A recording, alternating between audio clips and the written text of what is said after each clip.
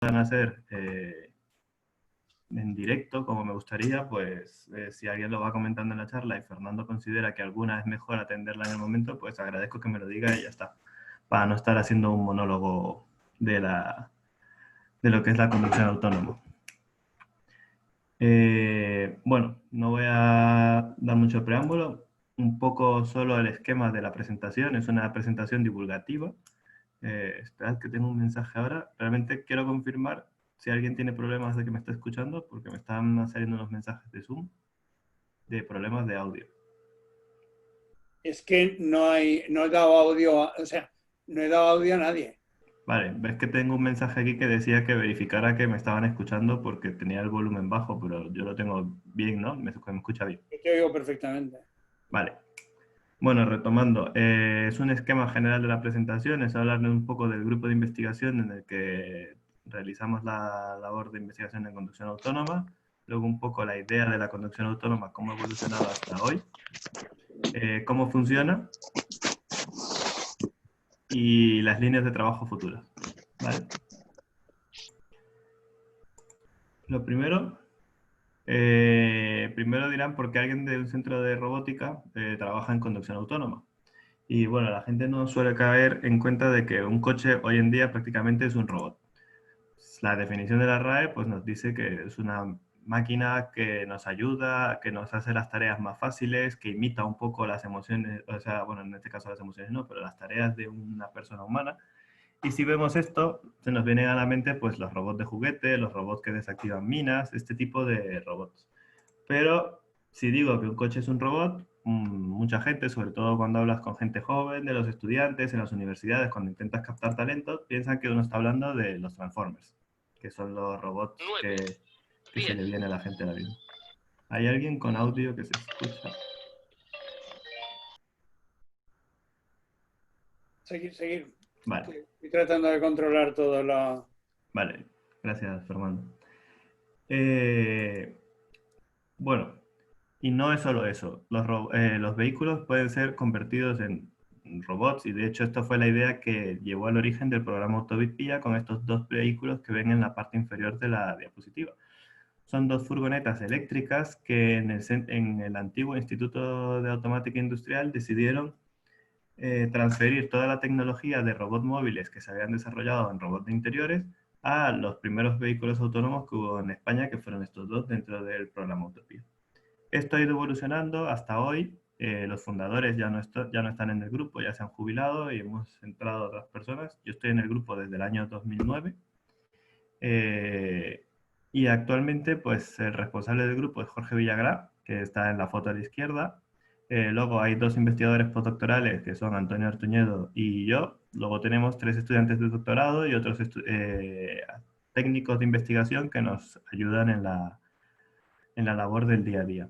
En total tenemos 6 vehículos automatizados, 3 eléctricos y 3 de combustión, contando desde luego las furgonetas que se usan desde hace tiempo, aunque cada vez menos, porque se han quedado un poco obsoletas. Y las infraestructuras que tenemos, que justo ahora en la época del coronavirus están en remodelación, bueno, tenemos una pista de prueba, como la que se aprecia en la imagen en la parte inferior, que tenemos señales de tráfico, semáforos, pasos de peatones, sistemas de comunicaciones vehículo a vehículo, que nos permiten pues, desarrollar toda esa tecnología, realizar pruebas y tener sobre todo demostradores reales que ayudan a que la investigación quede como mejor, a ser tangible.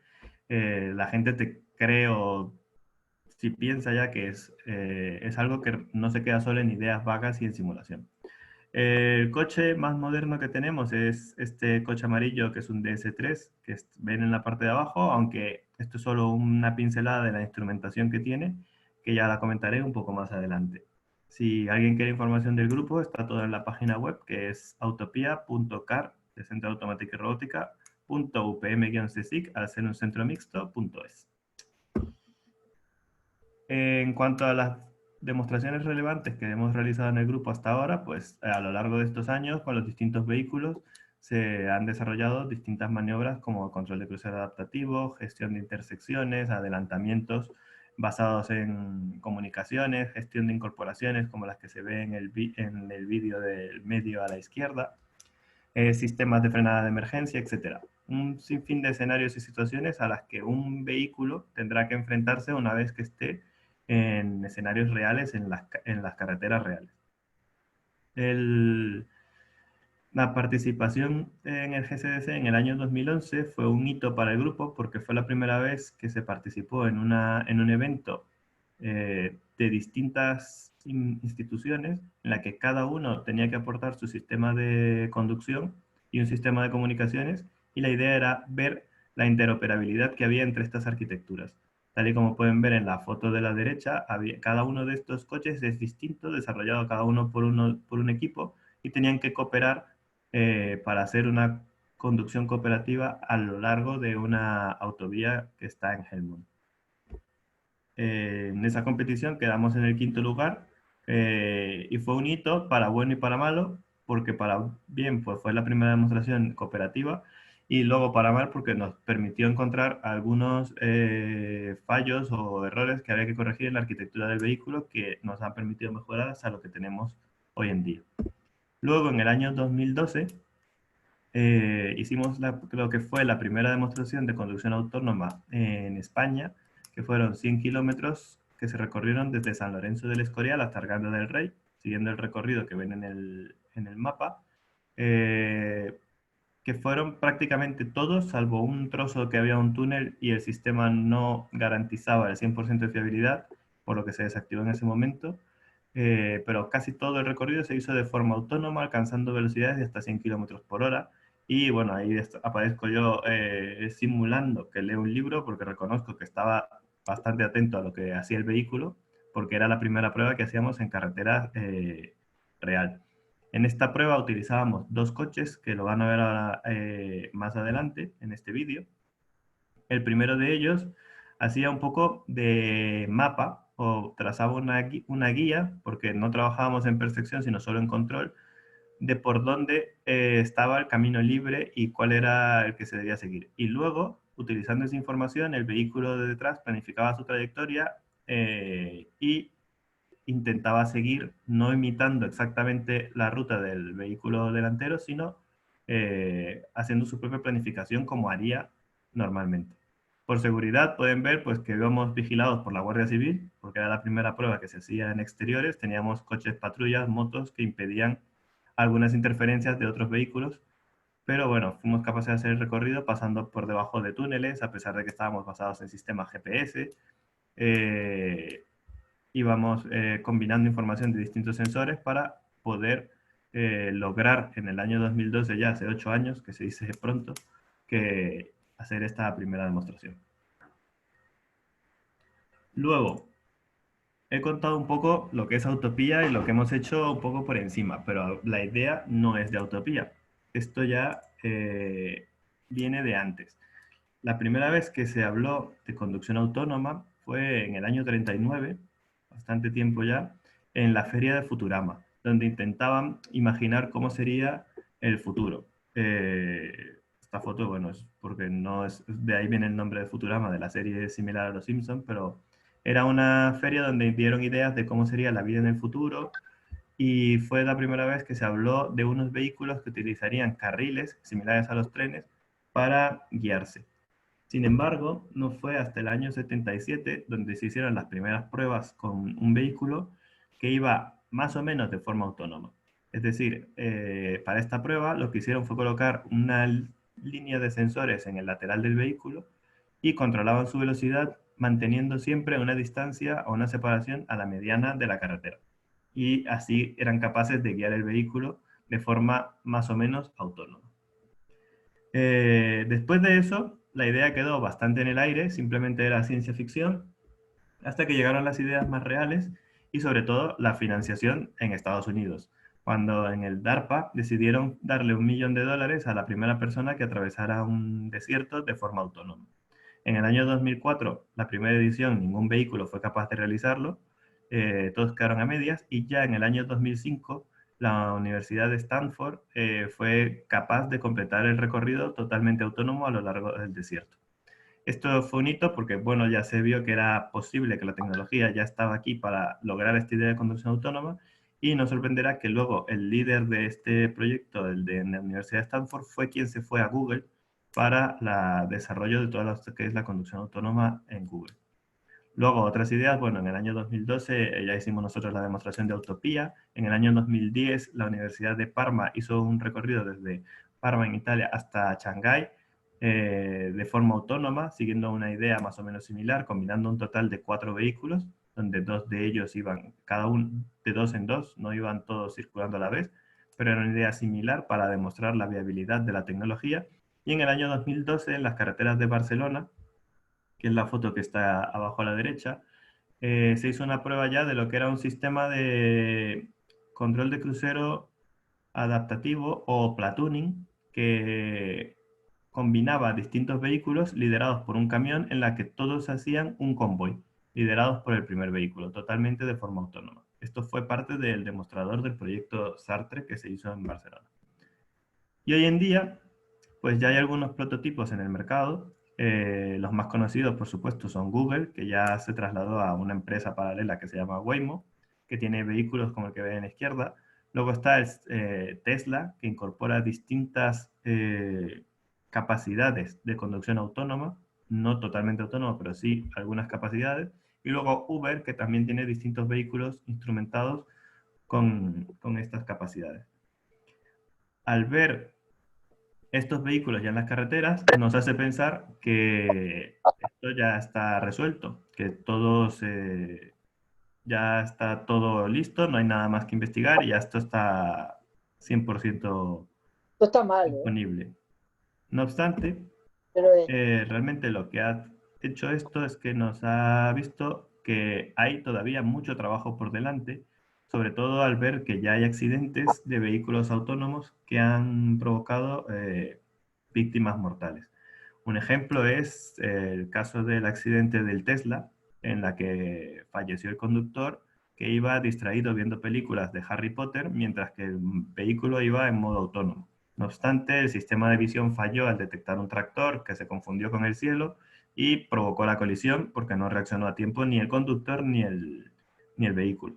Y lo mismo pasó pues, con un dispositivo de Google en Waymo, que ha ocurrido accidentes, también está el atropello mortal de Uber. En fin, todavía hay mucho trabajo por delante para que esta tecnología sea segura y pueda estar disponible como tal para todo el público. Pero no hay que desanimarse porque no es todo ni todo autónomo ni todo no autónomo. La realidad es que hay, por convención ya de los investigadores, se decidieron en el año 2013 6 niveles de automatización. Y la investigación está orientada a resolver los problemas que habría en cada uno de estos niveles. Porque hay que pensar que no vamos a pasar de un día para otro de tener vehículos no autónomos a todos los vehículos autónomos, sino que habrá que resolver el problema de la convivencia entre vehículos automatizados y aquellos que no lo están, las personas que simplemente quieren conducir porque les gusta y todo este tipo de soluciones. Entonces, los niveles los pueden ver en la tabla de la derecha y con los iconos pueden saber más o menos cuánto responsabilidad recae en el conductor y cuánto en el vehículo. Como ven, realmente la diferencia entre el sistema entre los niveles 4 y 5 es que el 5 es KIT, el coche fantástico, capaz de conducir en cualquier condición, en todos los escenarios, sin ningún problema. En el nivel 4 es más o menos lo mismo, pero está condicionado a algunas situaciones, algunos escenarios, pero puede responder el vehículo de forma autónoma siempre que esté activo. Y en caso de fallo, pues el vehículo es el responsable de resolver el fallo y detenerse si hace falta hasta que el conductor sea capaz de retomar el vehículo. Tesla, por ejemplo, para que lo ubiquen en esta tabla, es un sistema de 2 tirando a 2,5, pero no llega a 3. ¿Por qué? Porque si bien el vehículo es capaz de guiarse a sí mismo, es responsable solo en parte de lo que es monitorizar el entorno de conducción. Y sobre todo, el conductor es el último responsable de la toma de decisiones en caso de fallo. Algunas soluciones para que las ubiquen en estas tablas, pues en la izquierda, el asistente de parking es nivel 1, es un sistema de asistencia a la conducción. El control de crucero adaptativo, pues es una automatización parcial, es un nivel 2 también, y lo mismo que el asistente en atascos. Todo esto, ¿cuál es la idea? Bueno, eh, no queremos que todo el mundo tenga un vehículo autónomo, pero la idea es partir de ellos. Actualmente tenemos ya disponibles en la sociedad pues distintas soluciones como el control de crucero adaptativo, el sistema de mantenerse en carril, y estas ideas van evolucionando poco a poco, tanto en el mercado como en investigación, a lo que se conoce como el vehículo autónomo y conectado, que será lo primero que vemos. Vehículos que comparten información entre ellos y son capaces de realizar distintas maniobras en algunos escenarios. Los primeros probablemente los veamos en las autovías, porque aunque la gente no lo crea, la autovía es el entorno más sencillo de conducir para un ordenador. Todos los vehículos van en la misma dirección, más o menos a la misma velocidad, no hay peatones, no hay pasos de cebra, no hay señales de tráfico, con lo cual, por eso casi todas las soluciones que vemos son allí, como ese sistema de convoy que hablé antes del proyecto Sartre. Y con esto, poco a poco, llegaremos a lo que es la movilidad del futuro, que está orientada a que sea una movilidad autónoma a demanda. ¿Qué quiere decir esto? En vez de tener todos coches autónomos, que son carísimos y serán carísimos por un tiempo todavía para que bajen de precio, la idea es que, pues si necesitamos un vehículo, sea como un taxi. El vehículo lo llamamos cuando hace falta, viene a buscarnos, nos lleva a nuestro lugar de destino y luego se va fuera de la ciudad, si hay contaminación o no, o a buscar a otra persona o a hacer otra tarea. Y lo mismo pues con el comercio. Los repartidores de pizza, por ejemplo, que creo que salió en un episodio, si alguien ve la serie que se llama Black Mirror, en un episodio habían camiones de pizza que era el horno como tal, directamente venía a tu casa y te daba la pizza en el momento. Si necesitas una zapatería, la zapatería viene a ti, ¿vale? Esa es un poco la idea que a futuro que se piensa implantar con lo que serían los vehículos autónomos en el futuro.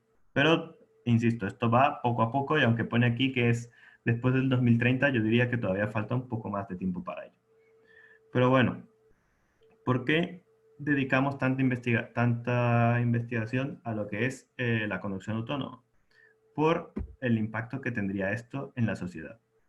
Actualmente, según datos de la DGT, el 91% de los accidentes que ocurren en España son por causas humanas. Es decir, no es un fallo del vehículo, no es una rueda que pinchó en carretera, no es que se desprendió la suspensión, no es nada de esto. Son fallos humanos, distracciones, gente viendo el móvil, gente hablando, cualquier distracción que pueda provocar un accidente, embriaguez, etc. Además, los vehículos autónomos contribuirán a mejorar lo que es la calidad de vida. En Madrid solamente en el año 2018 las personas que cogen el coche pierden una media de 129 horas al año solamente en atasco. Sobre todo aquellos pobres que tienen que coger la M30 a sentido norte, que es todas las mañanas, es prácticamente un parking. Eh, a nivel de eficiencia, ¿por qué se habla la idea de convoy que he mencionado dos veces anteriormente? Los camiones tienen una alta resistencia en la autovía por el viento y por la forma aerodinámica que tiene el vehículo. Parte de esta resistencia incrementa el consumo de combustible. Y la idea del convoy, aprovechar que estoy en casa y puedo coger cosas, la idea del convoy es que si los vehículos están bastante cercas, sea más o menos como un tren. Y la resistencia aerodinámica disminuya y por tanto se disminuya el consumo de combustible. A nivel de inclusión, los vehículos autónomos permitirán incluir a personas que tengan alguna discapacidad, que necesiten un vehículo, que actualmente no pueden conducir o que no tengan otra forma de transporte, personas de tercera edad que se quedan sin carnet o personas que directamente no tengan permiso de conducir, pues tendrán acceso al sistema de transporte. También en zonas rurales, un sistema autónomo es mejor que un autobús que pasa cada 2 horas, es mejor un sistema autónomo que venga cuando lo necesitas. Todo esto ha motivado que en Europa, en los últimos años, no voy a entrar en detalles de ellos, pero puedan ver aquí un poco la cantidad de proyectos e iniciativas que están orientadas a lo que es la conducción autónoma. Estos son datos que están sacados de un documento de la Comisión Europea, donde están agrupados por su enfoque. Los que están en verde son proyectos en curso o que todavía no habían finalizado cuando se elaboró el documento, y los rojos los que ya han finalizado. Como ven, algunos están orientados a lo que es la conducción en autovía para sistemas de transporte, otros en lo que son los sistemas de ayuda a la conducción, otros a lo que es la conectividad y comunicación entre vehículos, y otros a los nuevos retos que puedan surgir, como está el GSDC, que es el proyecto en el que participamos en la demostración. ¿Cuál es la idea? ¿Cuál es el objetivo con todo esto? Pues lo vamos a ver en un vídeo que no estoy seguro con esto de Zoom, porque es la primera vez que lo pruebo, que escuche el audio del vídeo, pero bueno. La idea es saber si llegaremos a vivir algo como lo que se ve en esto, donde los vehículos son capaces de cooperar entre ellos y evitar accidentes y tener una movilidad segura. Yo estoy escuchando el vídeo, pero no sé si ustedes. ¿No? No se escucha, no se escucha. Bueno, es una musiquita solamente, a ver si lo Sí, pongo sí, así. Un segundo.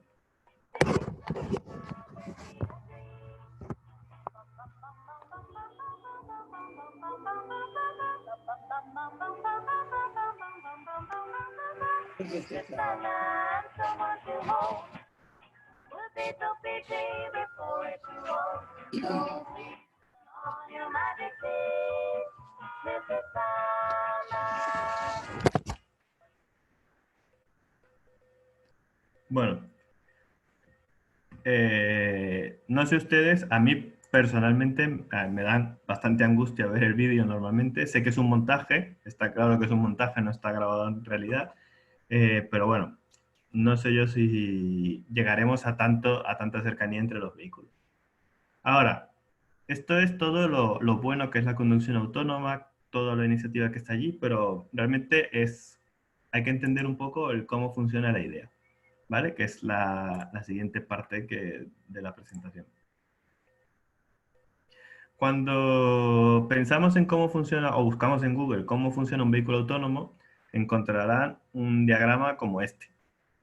Tiene un montón de componentes, un montón de palabras y palabruscos que realmente yo no voy a entrar en detalle en explicar qué es cada uno de ellos, porque no hace falta, no hace falta entenderlo tan técnicamente. Es mejor pensar cómo haría un conductor.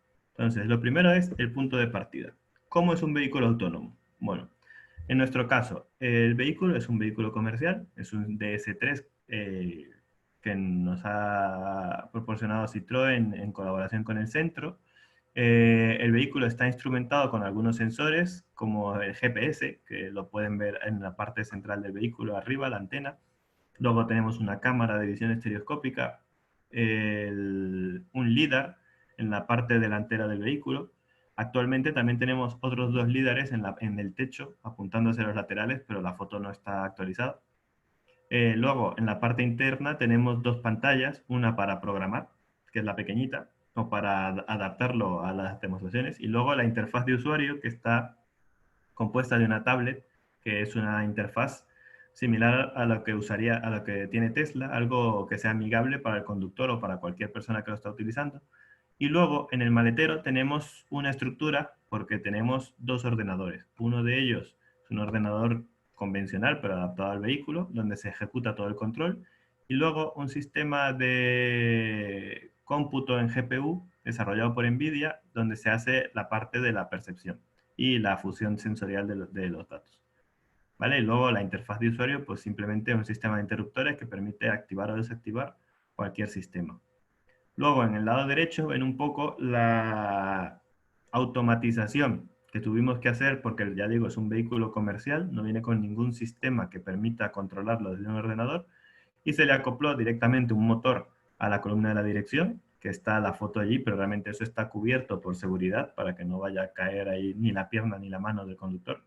Y luego el pedal de freno, que se actúa también con una palanca. En el caso del acelerador es una señal electrónica que se controla directamente desde el ordenador. Vale. Esto es, digamos, el prototipo, pero aún no he dicho cómo funciona. Bueno, Realmente hay 4 cosas que tiene que hacer un vehículo autónomo para poder ser autónomo. Lo primero es saber dónde está, es decir, estimar su posición. Para ello utilizamos sistemas GPS o sistemas de mapeado con láser, distintas soluciones que combinen distintos sensores para poder obtener la localización del vehículo. Luego de que sabes dónde estás, o estás más o menos seguro de dónde estás, tienes que saber qué hay en tu entorno, qué hay cerca de ti. Y para eso está la fase de percepción, que es cómo el coche ve. Se usan muchos sistemas láser, como pueden ver aquí la combinación de sensores abajo a la izquierda. Eso sería un caso ideal de todos los sensores que deberían tener un vehículo para ver a su alrededor, detectar obstáculos, detectar señales, detectar peatones y ser capaz de conducir. Luego de que sabes dónde estás y lo que hay en tu entorno, tienes que planificar cómo te vas a mover. Resolver ese problema de cómo moverte por ese entorno sin provocar una colisión con ninguna de las otras entidades. Y es donde entran en juego todos los sistemas de control que estén o no basados en inteligencia artificial o en lógica clásica para controlar el vehículo. Y luego, aunque siempre hablamos de conducción autónoma, no nos podemos olvidar de lo que llamamos conductor, que puede estar presente en el vehículo para tomar el control en caso de que haga falta, o simplemente ser un pasajero que tenga que interactuar con el vehículo para saber dónde va o qué tiene que hacer. Como he mencionado anteriormente, la parte de localización se resuelve con receptores GNSS, como son GPS o GLONASS o Galileo. Se combina con la odometría del vehículo, se utilizan mapas digitales y algoritmos de fusión de datos. Un ejemplo de práctico. Ahora, yo no he preguntado, Fernando, antes. eh, Sé que hay algunos investigadores dentro del público, digamos, pero también hay gente que no trabaja en investigación del todo, ¿no? Lo digo para evitar muchas cosas técnicas. Yo creo que investigadores estoy solo yo. Y luego hay gente de ingeniería, algunos todavía activos, otros ya jubilados, ingeniería de alto nivel en muchos casos, ingeniería de telecomunicaciones, de caminos, de ingeniería química, etcétera. Luego hay personas que son del mundo de la ciencia, Ujú. químicos, físicos, etcétera. Algunos han hecho investigación también. Vale, vale. Y luego hay gente que no son del mundo técnico ni científico, sino que son pues incluso de derecho, de comercio, de económicas, incluso de titulaciones de otro tipo o simplemente interesados en el conocimiento. Vale, vale, estupendo. No, es que precisamente como es una charla divulgativa, digo, igual estoy pecando de explicar cosas o muy sencillos o al revés o muy complicadas y era por si acaso no había entendido eso desde el inicio, pero por no liarme más. Tú tienes que mantenerte en un nivel de bachillerato sabiendo que algunas cosas se les pueden escapar a la... No, no, bueno, cualquier duda, insisto, si hay poco a poco lo vamos comentando durante o al final. Bueno, lo que hablaba un poco de la localización es porque he hecho la pausa, perdonad el resto, por mostrarles un poco un ejemplo con más o menos detalle de cómo funciona un ejemplo de localización en un vehículo. Y lo he puesto un poco con este robot que está aquí abajo a la izquierda. Como pueden ver, este robot solamente es capaz de detectar puertas. Entonces, un poco el ejemplo, al inicio el robot no sabe dónde está y por eso ven un montón de líneas negras, porque el robot dice puedo estar en cualquiera de estos sitios, ¿vale? Esas son las líneas negras que ven en la parte inferior de las puertas. Luego, el sensor le dice al robot, pero espera, tú estás delante de una puerta. Entonces, el robot razona y dice, vale, si estoy delante de una puerta, solo puedo estar en esta zona, en esta zona o en esta zona. Luego, todavía el robot no sabe dónde está, pero se mueve y le dice el sensor, ahora no estás delante de una puerta, sino delante de una pared. Y lo que hace es actualizar esas suposiciones que tiene de dónde podría estar poco a poco y va afinando hasta que cuando en el tercer paso dice estás delante de una puerta, dice pues si estaba antes dos pasos atrás, delante de una puerta y ahora también, el único sitio en el que puede estar es este. Es más o menos como resolver un sudoku. Poco a poco tienes información y tienes que ver cuál es la solución que encaja. Así es como funcionan estos algoritmos de fusión de datos de los que estaba comentando, de cómo se combina la información de velocidad del vehículo, del sistema de GPS. Este es un ejemplo concreto de cómo funcionaría para localizar un vehículo.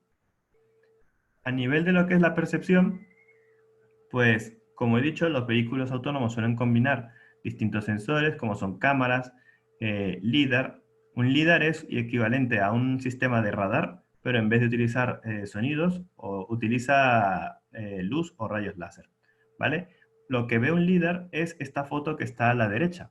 Esto es un sistema láser que va girando en la parte de arriba del vehículo, por ejemplo, y ve esos anillos o esos impactos en el entorno y pueden ver claramente, se pueden ver los vehículos y algunos árboles gracias a este sensor.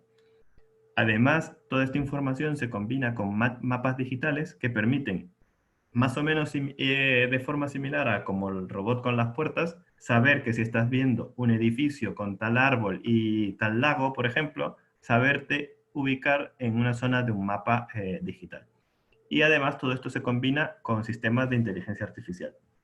Un ejemplo, en este caso, una detección de líneas.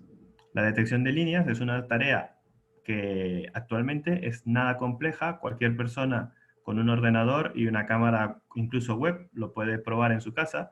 Y es un poco el ejemplo que tengo aquí debajo. Estas son imágenes reales de un prototipo chiquitito que veremos más adelante que tuvimos en el CAR hace 2 años, ¿vale? Esto es un poco la imagen que ve el coche, ¿vale? Esto es la cámara que enfoca la carretera. Pues lo primero que se hace es simplemente transformar esta imagen, que es un poco estirarla, para ver cómo se vería esta imagen desde arriba, ¿vale? Si fuese un pájaro mirando hacia la carretera, ¿cómo está viendo la carretera? Pueden ver que cuanto más lejos, más deformado está, porque cuanto más lejos la cámara no puede ver tanto. Luego, la imagen simplemente se convierte en blanco y negro. Se pone un límite, todo lo que esté por encima de ese límite es blanco y todo lo que esté por debajo es negro. Y luego se utilizan unas funciones de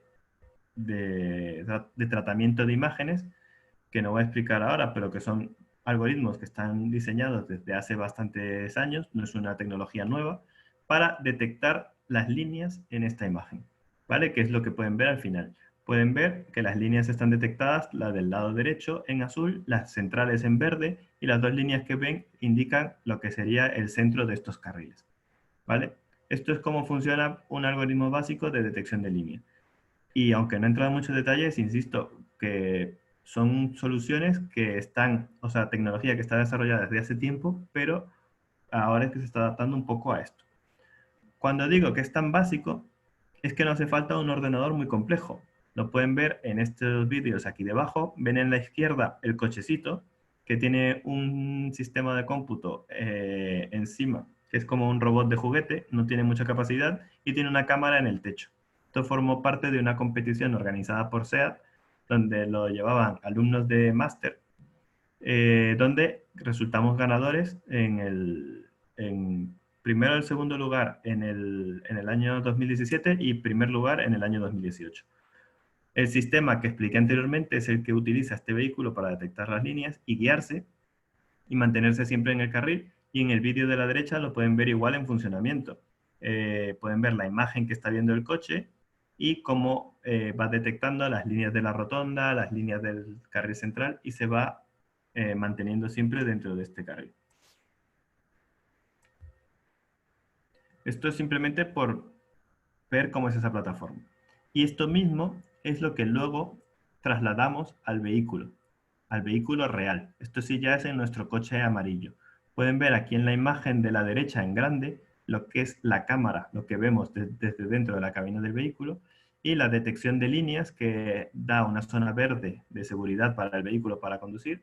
Y en la zona izquierda pueden ver exactamente el mismo funcionamiento, cómo esta imagen se transforma desde el punto de vista superior y luego se hace la detección de líneas utilizando el mismo algoritmo que expliqué anteriormente. Para que vean que no miento, que es la misma tecnología que sirve en un juguete, se puede utilizar en el vehículo autónomo. Una vez que sabes dónde estás y has detectado muchas cosas, hay que representar, digamos, el entorno.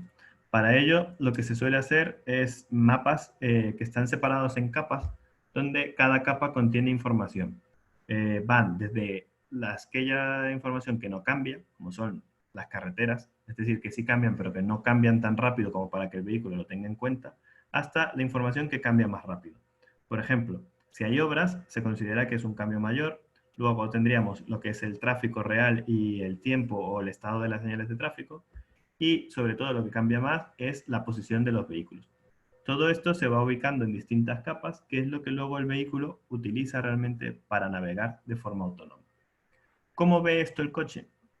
Bueno, como es todo digital, he intentado poner una captura aquí real de lo que ve nuestro coche en la pista de prueba en Arganda del Rey. Esto es más o menos lo que él ve. Pueden ver en blanco el carril de conducción detectado y unos bloques de colores que son los obstáculos que ha detectado el vehículo en ese momento en el entorno. Luego les pondré un vídeo donde se ve esto en movimiento conjunto con la imagen del coche real para que lo puedan ver mejor en funcionamiento y entender cómo funciona.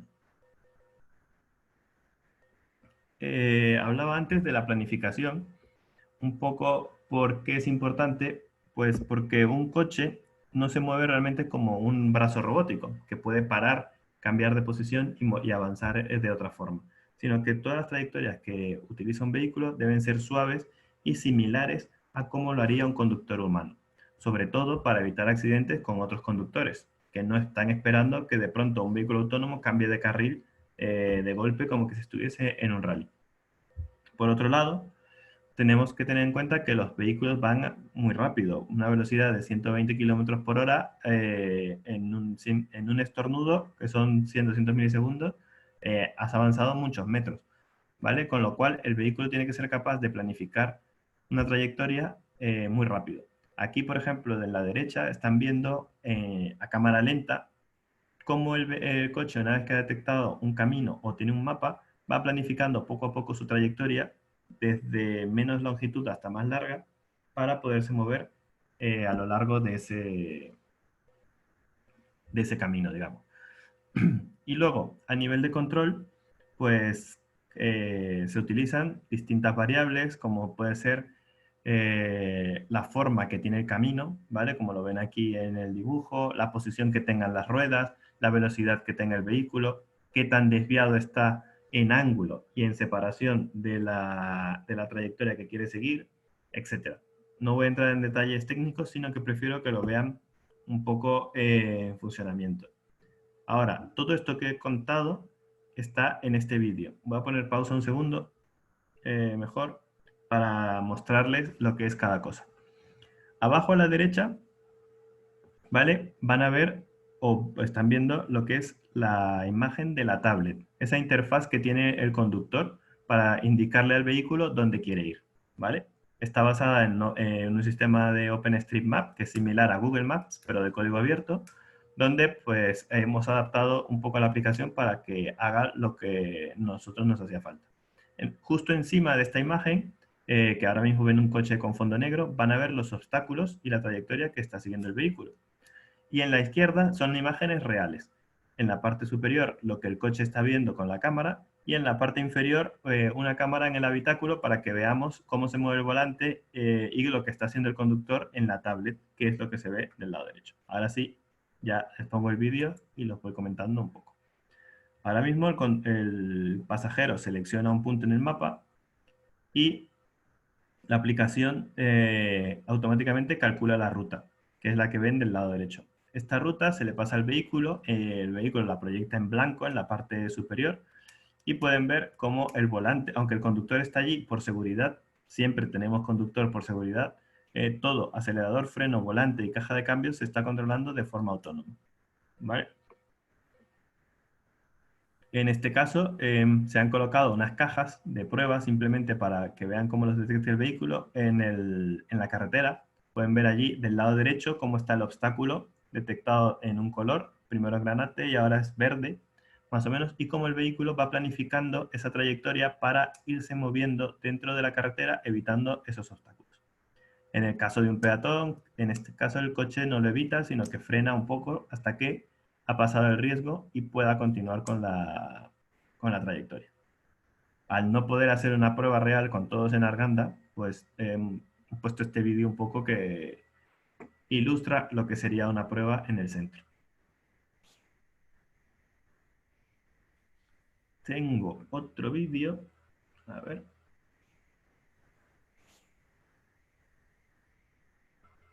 ¿Vale? Adelantarlo un poco. La explicación es lo mismo, la organización del vídeo es exactamente igual. Adelantarlo un poco más. Vale. En este caso, lo que ocurre, que algunos se preguntarán es, ¿qué pasa si hay un obstáculo que está bloqueando la carretera? ¿Vale? Este es un caso ideal. El coche quiere seguir recto y van a ver, a poner una pausa un segundo, porque como sé que es por remoto, igual no se aprecia bien. Aquí en la imagen de arriba a la izquierda no se ve bien, pero hay una valla amarilla de obras que está obstaculizando la carretera. ¿Vale? El coche la va a detectar.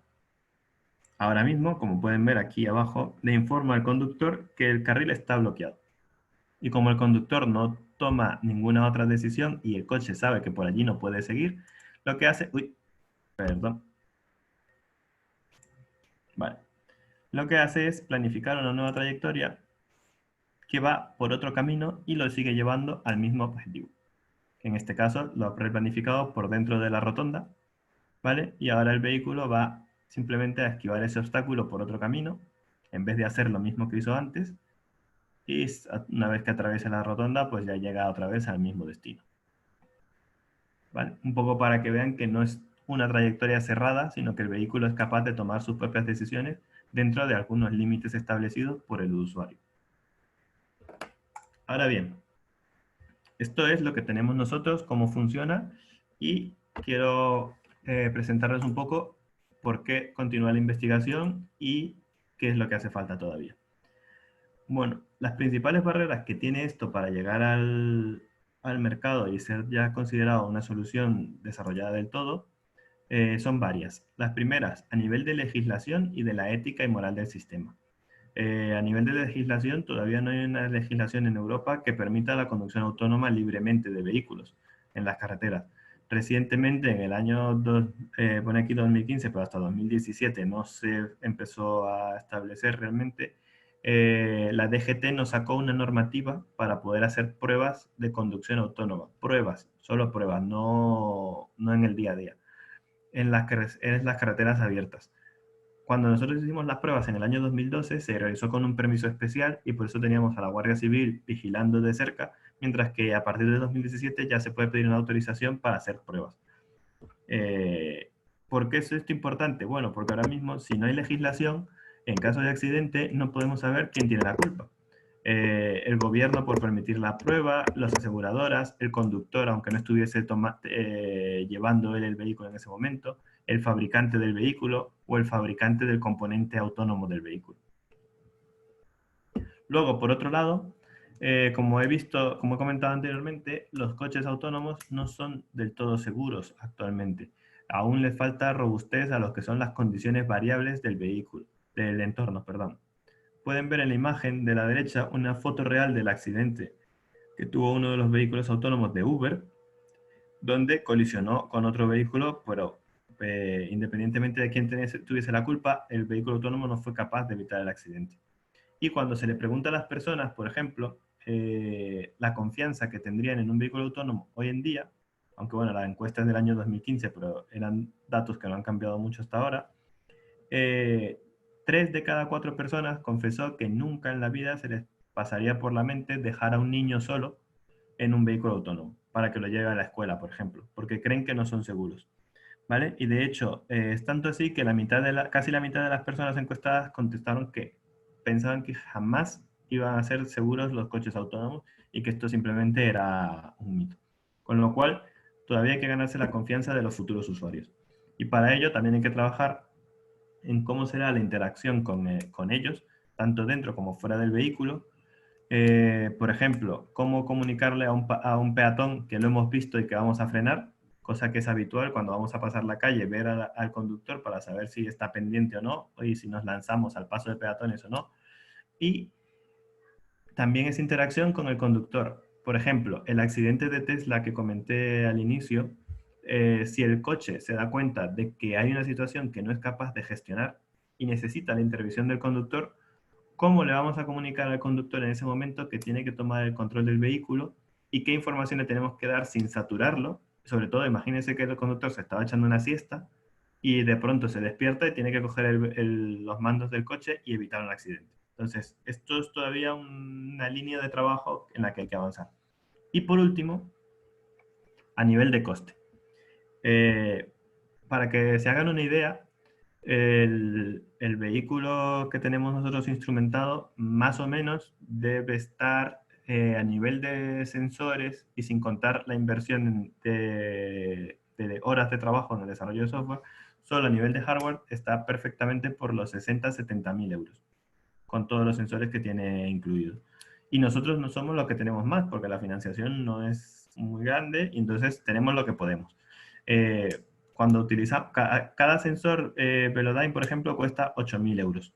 Hay algunos vehículos o algunos investigadores que ponen 6, 7. Entonces, cada vez que tengan más sensores, cuanto más sensores, más caro será el coche. Y hay gente que no está dispuesta a pagar ni un céntimo más por tener un coche autónomo cuando pueden tener su coche directamente. De hecho, en la encuesta que está resaltada aquí, por ejemplo, la mitad de las personas dijo que no iba a pagar ni un euro más por tener un vehículo autónomo. Mientras que otros están dispuestos a pagar algo más, es decir, 5.000, 10.000 euros, pero nunca una barbaridad, que es lo que yo considero que habría que pagar hoy en día por tener un vehículo autónomo. En cuanto a las condiciones variables, bueno, lo mejor son imágenes de ejemplos. Yo he mostrado casos de líneas perfectamente visibles, cómo el sistema era capaz de reconocerlos, cómo era capaz de conducir. Pero estas son fotos reales a los que un vehículo autónomo tendría que enfrentarse. No son chistes, no, sino que están sacadas de situaciones reales. Por ejemplo, un montón de ovejas atravesando la carretera, ¿vale? Simple, que el coche tiene que ser capaz de detectar. En Rusia, por ejemplo, un día un avión estaba circulando por la carretera. Es algo que no ocurre normalmente, pero ocurre. En Estados Unidos, el autobús que está dado la vuelta, que alguien lo considera un chiste, pues es un vehículo que existe en Estados Unidos, es un autobús escolar que está dado la vuelta y si el coche no sabe reconocer eso, puede llegar a tener un accidente. O, por ejemplo, cuando hay alguna catástrofe que altere el estado de la carretera, si dependemos de vehículos autónomos, estos deben ser capaces de, ante esas situaciones, resolver el problema y ser capaces de navegar. Aquí es donde entra un tema delicado que es lo de la inteligencia artificial, tan de moda hoy en día y que todo el mundo dice, sobre todo en las noticias, les encanta decir que hay un sistema basado en inteligencia artificial que resuelve el coronavirus, por ejemplo, me lo estoy inventando, que un sistema basado en inteligencia artificial detectó cualquier cosa. Pero, ¿qué es realmente esta inteligencia artificial? Cuando alguien lo piensa, se le vienen a la mente, pues, robots súper avanzados, como el de Iron Man a la derecha, o capaces de resolver sistemas o de razonar con problemas matemáticos súper complejos. Pero realmente la inteligencia artificial, aunque sería la base de esto, no tiene nada que ver con esto hoy en día. ¿Qué es realmente? Pues palabras que sí habrán escuchado más realmente a nivel científico como el Big Data, que está tan de moda hoy en día, o las redes neuronales, ¿vale? Que es un poco lo que está del lado derecho. Es decir, la inteligencia artificial es un conjunto de técnicas que nos permite a los desarrolladores eh, avanzar con una implementación que emula el razonamiento de un humano, pero con aplicaciones puntuales. No es un sistema tan avanzado capaz de razonar a un nivel de esos robots que aparecen en las películas. Y algunos de estos conceptos que he puesto aquí abajo, algunos les sonarán, otros no, son lo de la minería de datos, que tiene que ver con el Big Data, que es lo que hacen cada vez más con cada vez que compramos algo, cada vez que entramos en redes sociales. Los datos hoy en día son tan importantes porque al minarlos somos capaces de extraer información de ellos y determinar las causas y efectos de algunas situaciones. Las redes neuronales que mencioné anteriormente, sistemas expertos, que son un sistema de reglas que simplemente razonan como razonaría un técnico en una planta. El aprendizaje automático, que es simplemente que aprenda el ordenador a realizar alguna tarea, etc. Voy a entrar en detalle solo de uno de ellos, que es el más utilizado hoy en día, ¿vale? Sobre todo en nivel de visión artificial, que son las redes neuronales. Cuando pensamos en una neurona, por biología, nos viene la imagen que tenéis en pantalla, ¿vale? Es un modelo de neurona que tiene sus dendritas, su axón, etc. Es un modelo biológico. Pues como las matemáticas están en todo, esto, un matemático lo transformó en este modelo. Del lado izquierdo tendríamos esas entradas, ¿vale? Y al final la neurona matemática coge unos valores de entrada, unos números, siempre son números, realmente aunque veamos letras, aunque veamos imágenes, aunque veamos un vídeo, un sonido, lo que está viendo el ordenador son números. Unos o ceros, pero realmente son números. Entonces, estos números se combinan de cierta forma matemática para dar una salida.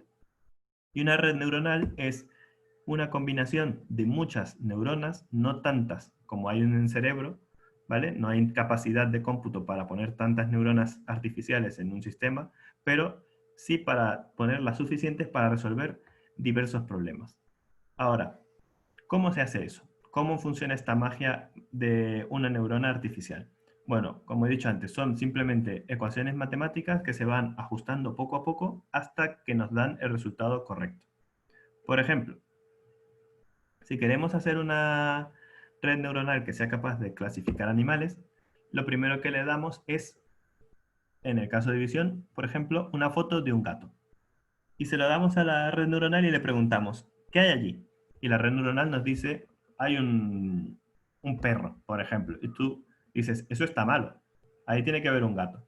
Entonces, se van tocando poco a poco las relaciones que tienen entre ellas, que es más o menos como aprende nuestro cerebro, o como creemos que aprende el cerebro, pero se va ajustando poco a poco esas relaciones, pueden ver que los tamaños de la flecha van cambiando, hasta que el valor de salida, cuando le preguntas qué es un gato, se acerca a 1, que es el valor lógico de verdad en el ordenador.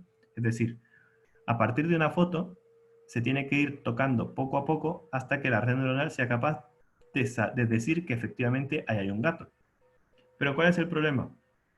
Que esto es solo con una foto.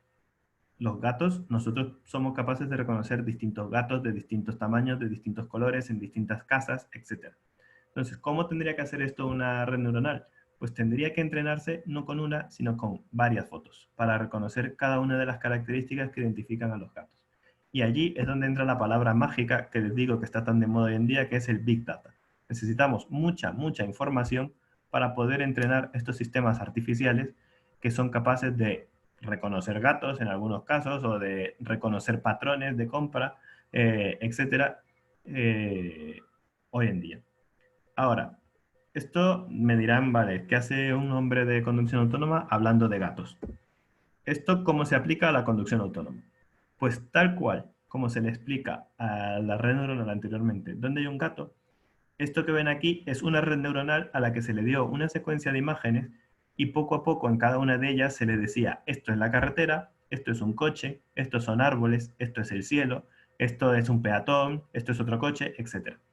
Y poco a poco esa red neuronal fue aprendiendo hasta que es capaz de hacer lo que ven en la imagen. En la parte de arriba es la imagen real y en la parte de abajo es la clasificación de cada una de las zonas de esta imagen.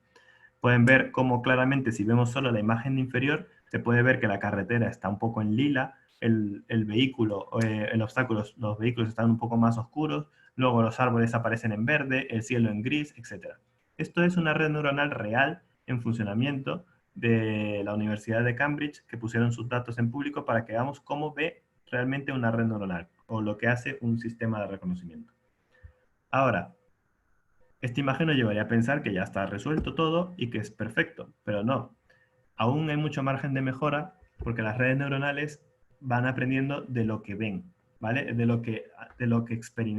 experiencia, digamos, de lo que van experimentando poco a poco. Y pueden llegar en situaciones como la que ocurre en esta de imagen, en la que la red neuronal está entrenada para reconocer unas cosas, pero nunca ha visto un vehículo rotulado. Y al ver en el vehículo rotulado 3 bicicletas, una persona ve claramente que es el vehículo con una imagen encima.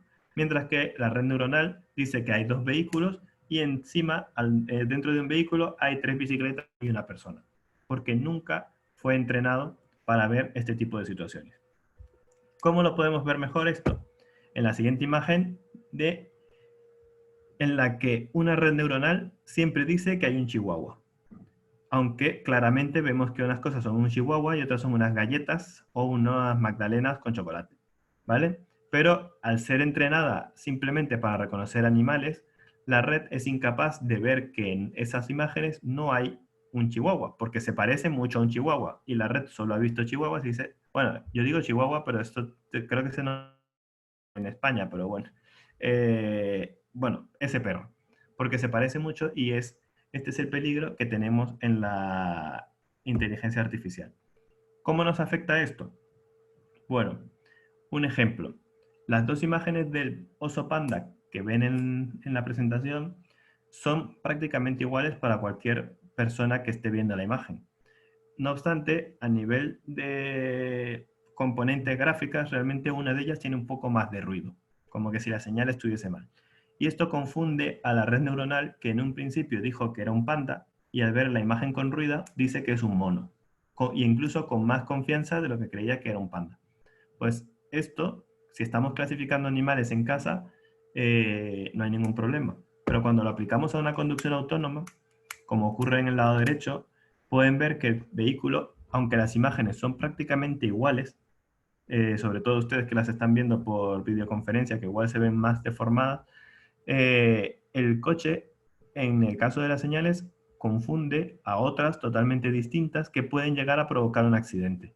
Porque puedes ver un stop como otra cosa, como ocurre en este caso. Un stop al que se le pone un poco de ruido, unas pegatinas que pone algún gracioso por la noche sobre el stop, y de pronto, en donde había un stop, el coche ve un límite de velocidad de 45 millas por hora, en este caso, que es un ejemplo de Estados Unidos, con una confianza del 100%. Entonces, una pequeña variación en lo que el vehículo está acostumbrado a ver y aprender puede provocar grandes problemas. Y por esto es que los sistemas de inteligencia artificial, aunque hacen maravillas en algunos casos, no son 100% seguros para darle una responsabilidad como que es la conducción autónoma del todo en un vehículo.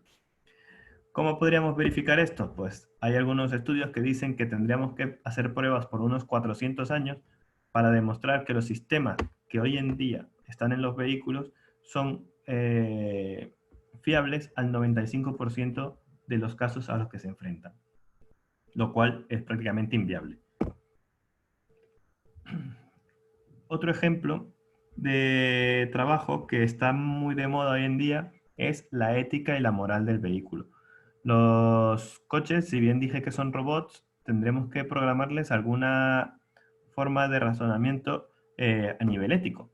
Por ejemplo, este caso que vemos aquí es un vehículo autónomo sin pasajero que se ha quedado con un fallo del sistema de freno. No puede frenar el vehículo. Va a haber un accidente en cualquiera de los dos casos.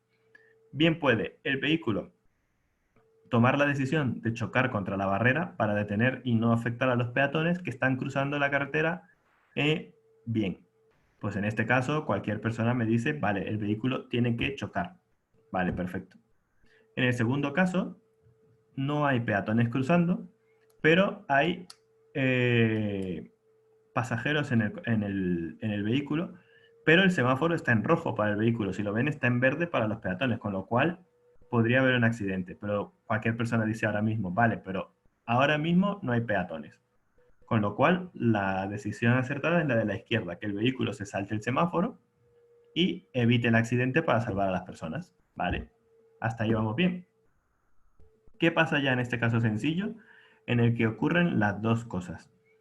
Tenemos un caso en el que pueden morir los pasajeros y en otra en la que pueden morir los peatones que están haciendo un paso de peatones en su momento, con semáforo en verde, sin saltarse ninguna ley.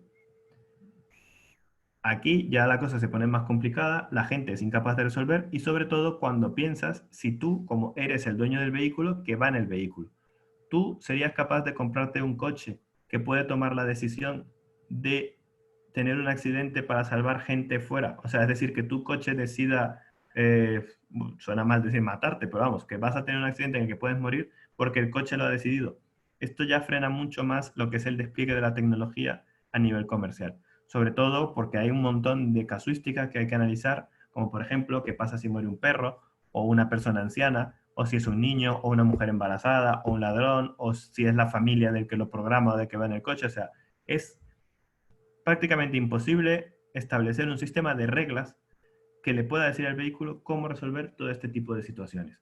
Y por ello es que la idea de conducción autónoma ha evolucionado realmente a lo que es colaborar con ese conductor. Es decir, hoy en día está claro que hay límites. Es incapaz el vehículo de ir de forma autónoma por todos los escenarios, de resolver todos los posibles problemas. Y por ello, la idea es que se utilice más bien para extender las capacidades humanas actuales. ¿Cómo es esto? Que vaya un poco como un caballo. Es decir, una combinación caballo-jinete, donde el vehículo es el caballo. Es decir, aquí, por ejemplo, si bien el caballo no es tonto y no va a meterse en el lago ni se va a estampar contra la pared, pero aún así va respondiendo a los comandos del jinete, que simplemente va supervisando un poco el entorno. Y esto es lo que se está estudiando hoy en día, más o menos, para trasladar ese control cooperativo a la tecnología de conducción autónoma. Perdón. Eh, vale. La solución sería, pues, trabajando en colaboración con el conductor y resolviendo algunos problemas de alto nivel solo cuando sea necesario. Eh, ya casi estoy acabando. Me quedan un par de diapositivas de presentarles cómo hace rato mencioné que hacen falta pruebas durante 400 años. Y eso es prácticamente imposible de realizar. Bueno, prácticamente no, es inviable. Nadie va a hacer 400 años de pruebas para verificar la tecnología. Y entonces lo que se va mucho es a los sistemas de simulación, como el que ven en este vídeo debajo. Estos sistemas nos permiten, a todos los investigadores, no solo a los de Autopía, por ejemplo, emplear información de pruebas para ajustar los sistemas, detectar fallos, repetir las situaciones y ver cómo mejorarlo, y sobre todo generar esas bases de datos, ese Big Data, generar un montón de datasets que permitan desarrollar los sistemas de inteligencia artificial para resolver ciertos problemas. Este vídeo es antiguo, del año 2010, del primer simulador que tuvimos, que estaba basado en una herramienta virtual de MATLAB, y hoy en día contamos en el centro con un simulador más avanzado, como el que ven aquí abajo, donde hay tanto un modelo real del centro de automática y robótica, que nos permite hacer además otros escenarios, como un modelo real del vehículo. Y cuando digo real es que acelera, frena y gira con una dinámica casi clavada a la realidad del vehículo, porque está desarrollado el modelo por una empresa dedicada a estos desarrollos. Vale. Esto es el simulador que de hecho se usa muchas veces con una plataforma móvil donde pueden ver que la gente está conduciendo y se mueve, pues es más o menos similar. Este escenario que están viendo es una prueba con el mismo sistema de control que está en el vehículo, funcionando con el simulador sin tocar nada. Es el mismo control, las mismas reglas, todo exactamente igual. Y pueden ver de forma similar cómo se reconoce el peatón en este caso, cómo el vehículo frena y cómo hace lo mismo que hemos visto anteriormente en el vídeo del vehículo real. A nivel de la interacción, solo un par de detalles, como pinceladas que me gustaría dejarles. Voy a ir a avanzar para dejar todo en conjunto. Es la interacción con el conductor, lo que hablaba antes. Si alguien está durmiendo, no se le puede despertar de golpe y decirle que tome el control del vehículo y resuelva el problema antes de que haya un accidente en medio segundo. ¿Vale? Entonces hay que estudiar cómo vamos a hacer esa transición desde la conducción autónoma hasta la conducción manual. ¿Qué información le vamos a dar al vehículo? Por ejemplo, ustedes vieron en el habitáculo de nuestro vehículo que hay 2 pantallas, 8 interruptores, etc. Esto tiene que tener un límite, no podemos llegar a situaciones como la de abajo al centro, donde el conductor está desbordado porque parece una cabina de un avión y ya no sabe a dónde tiene que darle. ¿Vale? Y luego, lo que hablábamos, otro reto que parece una tontería es que mucha gente simplemente disfruta con la conducción y no le gusta un coche autónomo simplemente por esto. Entonces es cómo vamos a trabajar para interactuar con esa gente que va a seguir teniendo el control de su vehículo a pesar de que el resto sean autónomos. Y no solo dentro, sino fuera del coche, lo que mencionaba un poco antes, la parte de cómo interactuar con los... Espera un segundo, que yo sí escucho el audio del vídeo y casi me quedo sordo. De cómo interactuar con estos peatones u otros usuarios fuera del vehículo. Por ejemplo, lo que hablaba antes, al pasar un paso de peatones, solemos, por instinto, mirar al conductor para ver ese contacto visual que nos da la seguridad para pasar la calle. Hay algunas soluciones que proponen pues, poner un paso de peatones virtual para indicarle al conductor que puede pasar. O, por ejemplo, como se ve en este vídeo aquí debajo, voy a bajar un poco el volumen, donde los conductores están totalmente distraídos, cada uno en sus tareas, y el coche va totalmente autónomo. Entonces, ¿cuál es ese nivel de confianza que tendría un usuario externo al ver un coche así circulando por la ciudad? Algunas soluciones ideales, como la que ocurre en este vídeo, es simplemente que el coche incorpore algún sistema, como en este caso una carita sonriente, para indicar a los usuarios que los ha visto, les va a frenar y efectivamente les está cediendo el paso. Pero bueno, este es un vídeo tirando a lo cómico, pero realmente es un problema hoy en día. Y con todas las comunicaciones que tenemos la tecnología actual, ¿cómo nos afecta esto a nivel de la conducción autónoma? Bueno, por un lado son ventajas, porque al estar todo conectado, o lo que es lo que queremos para el futuro, el coche es capaz de extender aquí a la derecha, como ven, esos sensores que tienen, pues si además le llega información del entorno a través de comunicaciones, se extiende la percepción y es capaz de ver cosas que no ve normalmente. Por ejemplo, detrás de una pared le podrían decir que viene otro vehículo, detrás de una intersección, etc. Este tipo de soluciones basadas en comunicaciones permite pues, obtener información directa y con mayor precisión y permite sobre todo el desarrollo de maniobras cooperativas como son tanto la demostración del proyecto Sartre que mencioné en un inicio, como por ejemplo este ejemplo antiguo de la gestión de incorporaciones que se hizo en el Centro de Automática y Robótica. Y ya con esto solo les quiero recordar un poco lo de la idea de evolución de la conducción autónoma, que no es, digamos, la semilla, lo que tenemos hoy en día, que va a ir evolucionando poco a poco hacia la movilidad del futuro, que lo escucharán cada vez más, eso es la palabra de movilidad del futuro, donde no tendremos todos un vehículo autónomo, sino que vamos a compartir más. Bueno, ahora no sé con el coronavirus, ahora cada quien tendrá su vehículo probablemente, pero bueno, la idea será que compartamos para reducir la cantidad de vehículos en las ciudades, la cantidad de contaminación y sobre todo hacer todo más eficiente. Por último, les dejo este ejemplo de cuando salieron los primeros vehículos y cómo los comparaban con los caballos. Y habían anuncios en diarios de gente que no le gustaba el cambio y hablaba, por ejemplo, de las ventajas que tenía un caballo sobre el vehículo. No obstante, hoy en día vemos estos anuncios de hace más de 100 años y dices, ¿a quién se le ocurriría es mejor tener un caballo que un vehículo? Vale, pues pasará lo mismo en el futuro. Hoy en día vemos que un vehículo convencional puede tener más ventajas que un vehículo autónomo, pero hay que irse adaptando poco a poco a la idea de que los vehículos autónomos nos van a traer muchos más beneficios a la sociedad y que son el futuro y que poco a poco están llegando aquí. Y ya con esto los dejo ya con las gracias y a Fernando o Paco a ver cómo van a gestionar la parte de las preguntas, si existe alguna. Vale, muchas gracias, Jorge.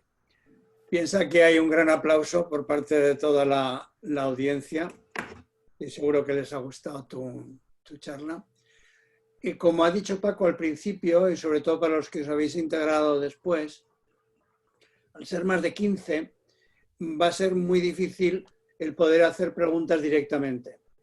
Entonces, lo que hemos planificado es que nos hagáis las preguntas en el chat yo las voy recopilando y se las voy pasando a Jorge. De momento no he tenido ninguna, pero aquí tengo una de Paco que me dice cómo reaccionan los fabricantes, porque el coche autónomo disminuirá la fabricación de vehículos. Bueno, la verdad, los fabricantes son los primeros interesados realmente en avanzar en el sistema de conducción autónoma, creo que por el tema de la competitividad que hay entre ellos. Cuando empezó el grupo, en el 95, 96, realmente no había investigación en conducción autónoma. Los fabricantes, cuando el grupo habló con Citroën en España, decían como que eso no estaba ni en sus planes. Y no obstante, hoy en día todos los fabricantes tienen su propio departamento de desarrollo orientado en lo que es la conducción autónoma. Los conocemos de primera mano, de hecho hay gente del grupo, mi director de tesis, por ejemplo, se fue a Francia y al final acabó en Renault y es uno de los que lleva la parte de investigación de conducción autónoma en Renault. Realmente no lo están viendo ellos como la parte de la reducción de la fabricación de vehículos, porque al final habrá que fabricar vehículos autónomos y lo compensarán pues o con servicios o como Tesla, que realmente te da el coche autónomo, pero si pagas poco, tienes el coche. Si pagas un poco más, ellos desde su servidor te habilitan la conducción autónoma. Y si pagas un poco más, te habilitan otro nivel de conducción autónoma. Y yo creo que será así como lo harán poco a poco rentable. Realmente hay un gran nicho, porque la imagen que teníamos, no sé si todos, pero yo desde luego la tenía, es la imagen de los periodistas. Es decir, que dentro de unos años tenemos un coche autónomo y un móvil, le llamamos, nos recoge, nos lleva a donde sea. Es decir, hay una economía de vehículos enorme y yo tenía también esa pregunta, ¿no? Pero visto lo que estás contando tú, hasta que se llegue a ese punto del coche totalmente autónomo hay mucho recorrido.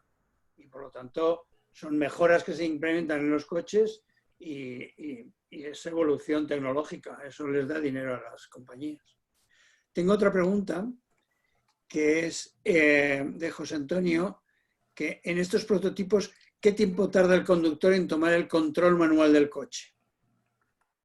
Pues nosotros, no puedo hablar de todos, solo hablo de los nuestros. Nosotros tenemos, el coche es capaz de detectar si el conductor toca el volante, el acelerador o el freno, ¿vale? Y la respuesta es de milisegundos, creo que es en uno o dos ciclos de control, que son 50 o 100 milisegundos, el coche ya ha desactivado totalmente el sistema autónomo y el conductor es capaz de tomar el control del vehículo. Ahora, ese es el tiempo de respuesta de la máquina. Otra cosa es el tiempo de reacción del conductor. Nosotros en nuestras pruebas estamos atentos a la conducción. Lo que digo antes, si estás echándote la siesta, nadie se despierta de una siesta con capacidad de tomar el control del vehículo. Y en ese sentido hay muchas investigaciones que se llevan a cabo todavía en ello. Hay sistemas de monitorización del conductor que son capaces de decirle al vehículo, vale, el conductor no está disponible ahora mismo para tomar el control, hay que resolver de alguna forma. ¿Vale? De hecho, tenemos algunos proyectos orientados a esa línea, 2 en total hoy en día, que estamos colaborando con otras entidades que trabajan en esos sistemas de monitorización del conductor para decirnos si podemos o no disponer de esa ayuda del conductor para resolver una situación de riesgo. Eduardo Sánchez nos pregunta, o te pregunta, ¿cuántos satélites están conectados con el vehículo y qué pasaría si fallaran los satélites? Y a esa pregunta yo le añadiría una mía, que es, ¿qué pasa cuando un vehículo pasa por un túnel? ¿O cómo vais a resolver el problema de un vehículo pasando por un túnel? Que vayan a ser más o menos otra cara de la misma pregunta. Vale. Bueno, los satélites depende del momento del día. El sistema GPS, que los llamamos todos GPS, decimos el GPS del móvil, pero realmente GPS es el sistema de navegación por satélite de Estados Unidos. Está el sistema de navegación por satélite ruso, que se llama GLONASS, que también lo utilizamos, está disponible para los GPS y nuestros móviles también los utilizan. Y también están los sistemas de navegación por satélite europeo, que es el Galileo, que está en despliegue ahora mismo. Es decir, satélites hay muchos. Solo creo, por ejemplo, el GPS tiene 24 en funcionamiento normalmente. Y el coche suele ver, en nuestro coche solemos ver entre los rusos y los americanos aproximadamente unos 12 o 13 como mínimo. ¿Vale? Para trabajar. se hacen falta un mínimo de 4 para tener una posición, ¿vale? Y eso, normalmente vemos 12 o 13. Cuando fallan los satélites, hay que trabajar con otros sistemas de localización. Había hablado, por ejemplo, de primero de la combinación, que es súper importante en el caso de los túneles. Yo mencioné que no éramos capaces de pasar por el túnel de 900 metros en la demostración del 2012. Eso no es hoy en día. ¿Vale? En la demostración 2012, el túnel de la M50, cuando se viene de la A6 en Madrid hacia la A3, tiene una longitud de un poco más de 900 metros.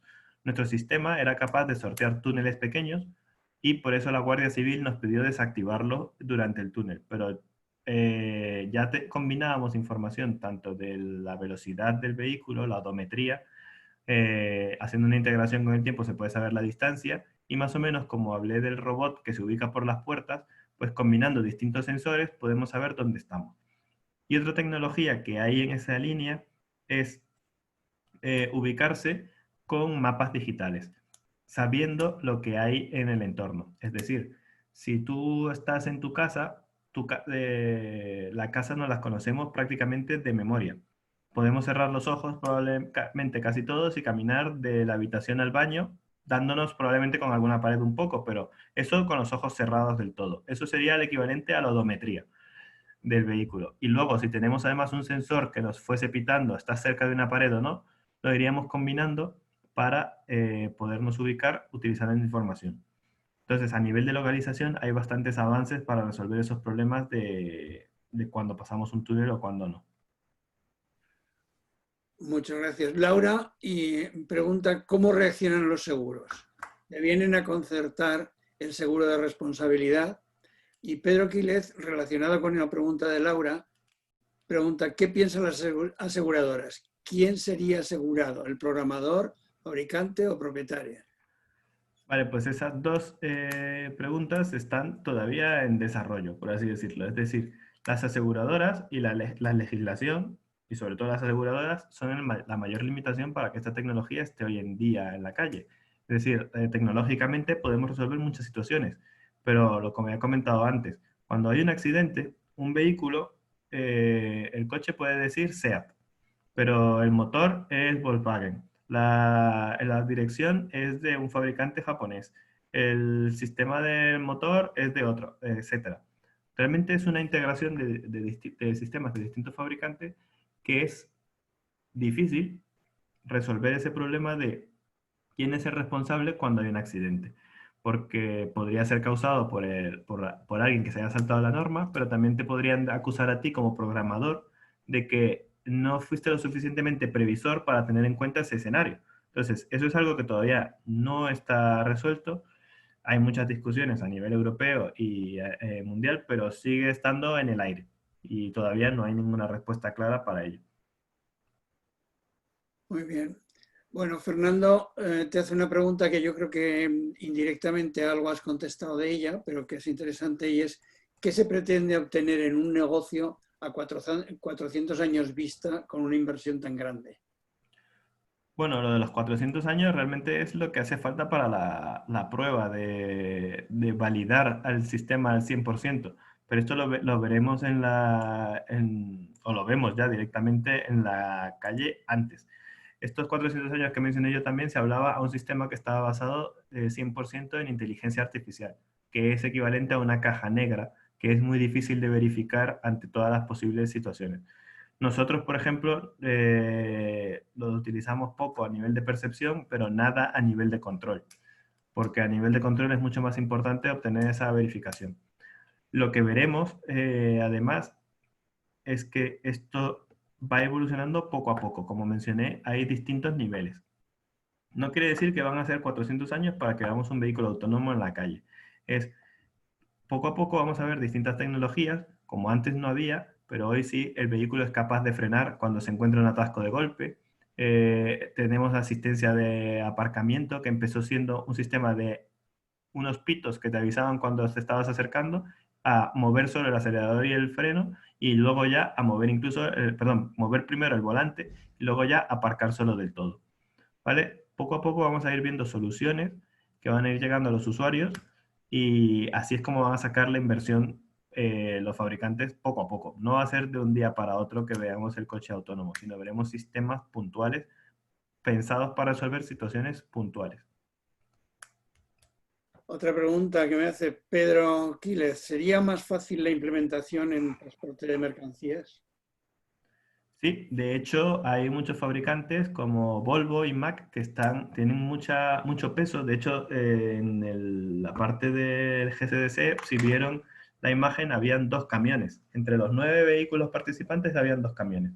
Porque es donde se utiliza mucho, porque, por ejemplo, para el transporte de mercancías, no solo lo de la reducción de la aerodinámica del vehículo o la mejorar la aerodinámica para reducir el consumo de combustible es una ventaja, sino también un solo conductor podría ser capaz de guiar un montón de camiones, como ocurre en Australia, pero en Australia están conectados entre ellos, que hay un tráiler de 6, 8 trailers conectados como si fuese un tren de carretera, pues el equivalente sería hacer un platooning para ello, y esas son de las primeras ventajas, o que varios conductores compartan la tarea para poder descansar, etcétera. Entonces hay mucha investigación también en la parte del transporte de mercancías.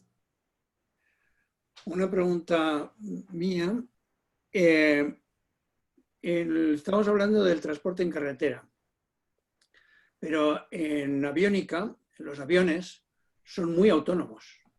No Sí. solo tienen el piloto automático que te llevan de un continente a otro por la estratosfera o en las alturas, sino que hay sistemas de aterrizaje completamente autónomos en condiciones muy adversas, con niebla, con vientos, etc. Sí. Esto se ha implementado muy rápido y muy bien en un avión que a lo mejor tiene 300 pasajeros, que son 300 vidas en peligro, y está costando en un coche. ¿Cuál es la diferencia? Bueno, lo primero, fácil. Cuando estás volando, no hay otros aviones tan cerca del avión. Eso es lo primero. Es decir, el sistema de control de un avión igual se puede mover unos cuantos metros, decenas de metros de un lado para arriba, para abajo, a la derecha, mientras que en el coche no. Eso por un lado. La densidad de vehículos en el aire no es la misma que hay en una carretera. En el centro de Madrid, con resolver el problema del M30, eso ya incluso una persona, hay no sé cuántos accidentes hay en el M30 al día, pero es bastante complicado de resolver.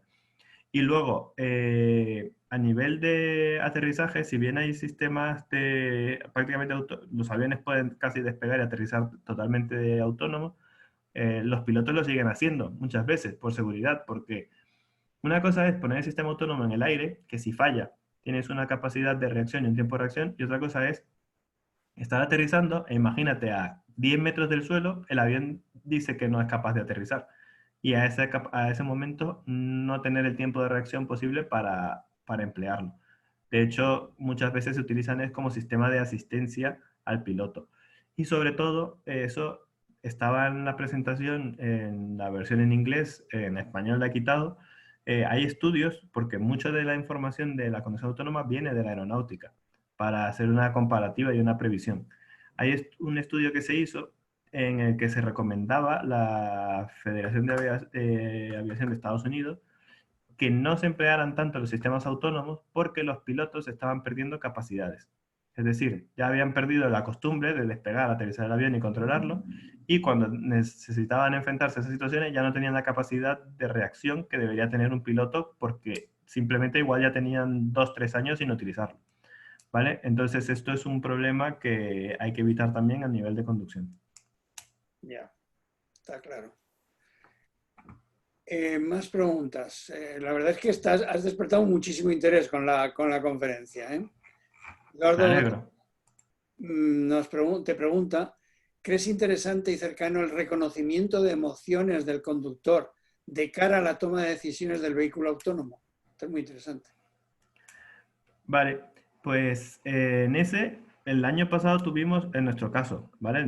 Habrá más investigación, pero la verdad no trabajo tanto en la interacción con el conductor para conocerlas en detalle. Pero en nuestro caso, en la Universidad Politécnica sí hubo, curiosamente, el año pasado un trabajo de fin de máster de un alumno que quería identificar la atención del conductor a partir de una pulsera que llevaba puesta utilizó también una diadema conectada a la cabeza para medir las ondas cerebrales y tener una referencia, y luego la forma de movimiento del volante. De hecho, Audi tiene el sistema de asistencia a la conducción, es capaz de detectar cuando los movimientos de volante del conductor son normales y cuando se convierten en erráticos, lo cual es una señal de cansancio en el conductor. Entonces, este sistema, aunque cansancio no es como tal una emoción, sí es, digamos, una situación que está viviendo el conductor, y hay muchos sistemas que trabajan en ello. Ficosa, en algunos de los proyectos, tiene un sistema de reconocimiento del patrón de respiración del conductor, para saber si se encuentra dormido, si se encuentra agitado, etcétera. También, pues, el reconocimiento de emociones como tal, el mayor ejemplo que me viene a la cabeza, que sé que hay en algunos casos de uso que se contempla, suele ser para identificar conductores con patrones agresivos, para que el vehículo pueda tomar decisiones más rápido o no, es decir, contrarrestar ese patrón de agresividad del conductor y evitar que haya accidentes. Pero más emociones más allá de eso, no tengo ahora conocimiento de que se estén identificando, digamos.